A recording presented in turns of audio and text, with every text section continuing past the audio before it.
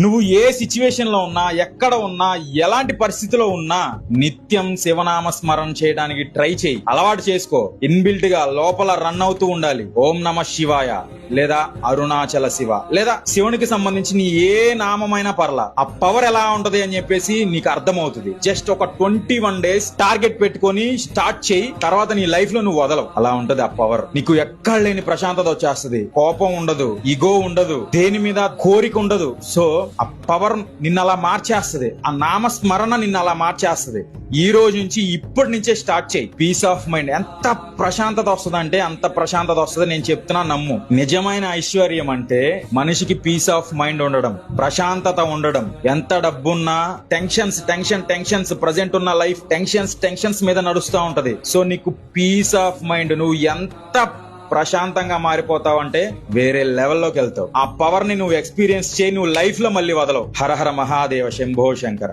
నువ్వు ఏ సిచ్యువేషన్ లో ఉన్నా, ఎక్కడ ఉన్నా, ఎలాంటి పరిస్థితిలో ఉన్నా నిత్యం శివనామ